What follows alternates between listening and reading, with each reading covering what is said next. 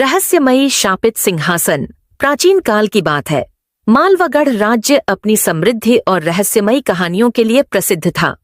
वहां के राजा वीरेंद्र सिंह एक वीर और न्यायप्रिय शासक थे, किंतु महल के मध्य स्थित सोने का सिंहासन रहस्यों से घिरा हुआ था। कहा जाता था कि जो भी उस सिंहासन पर बैठता उसे 1 वर्ष के भीतर मौत आ घेरती।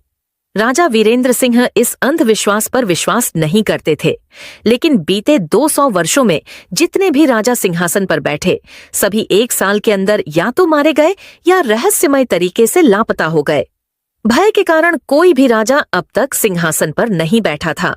राजा वीरेंद्र सिंह का पुत्र युवराज अर्जुन अब सिंहासन संभालने के योग्य था, लेकिन राज्य के वृद्ध मंत्रियों और संतों ने चेतावनी दी कि यदि वह उस शापित सिंहासन पर बैठा तो उसका भी अंत हो जाएगा। अर्जुन हंस पड़ा।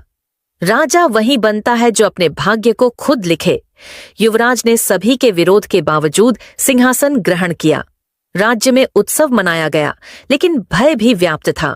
अर्जुन ने संकल्प लिया कि वह इस श्राप के रहस्य को सुलझाकर ही दम लेगा। राज्य के सबसे बुजुर्ग संत आर्षि अग्निदेव को बुलाया गया। उन्होंने बताया कि सिंहासन पर बैठने वाला हर राजा मरता इसलिए था क्योंकि उसे एक अदृश्य श्राप ने घेर रखा था, परंतु यह श्राप किसका था और क्यों था, यह कोई नहीं जानता था। अर्जुन ने सिंहासन की गहराई से जांच पड़ताल शुरू कर दी। उसने रात के अंधेरे में महल के गुप्त मार्गों को खंगालना शुरू किया और फिर एक दिन महल की गुप्त सुरंगों में उसे एक प्राचीन शिलालेख मिला, जिसमें लिखा था, जो भी इस सिंहासन पर बैठेगा वह मेरे क्रोध का शिकार होगा। मेरी आत्मा इस सोने के सिंहासन में बसी है। जब तक मेरा बदला पूरा नहीं होता तब तक यह श्राप बना रहेगा। यह पढ़कर अर्जुन सिहर उठा।